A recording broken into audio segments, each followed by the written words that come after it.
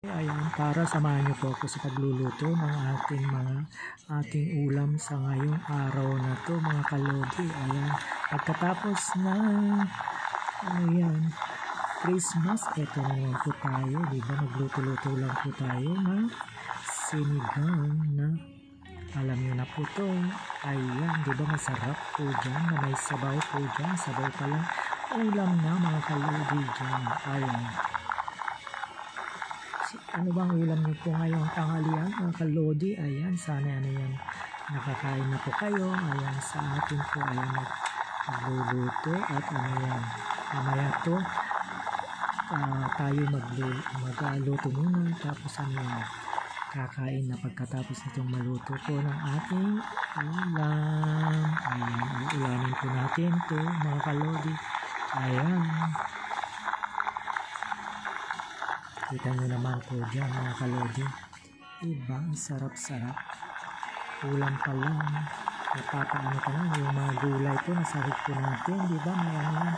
May kangkong, gano'n, may sili, may sitaw. O diba?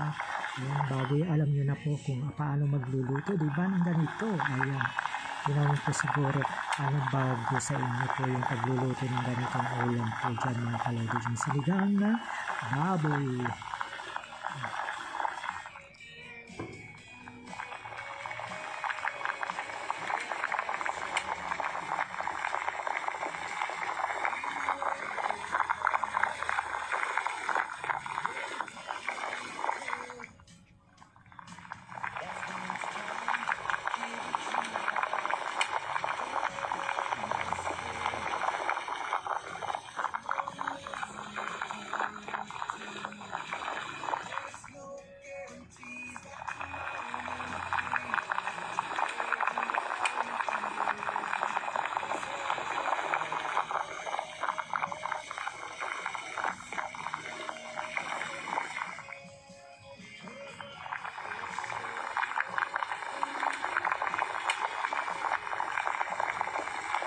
Ayan, hintayin lang po natin na maluto yung mga gulay para tayo kakain na din po dyan dahil tanghali na po talaga mga kalodi.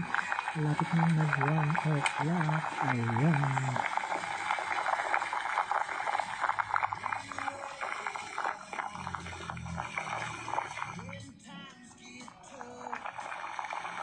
Ang ginamit po natin dito ay liempo po mga kalodi para mabilis po at saka malinamnam yung may mga taba-taba. Ayan, sarap-sarap diba mga kalodi.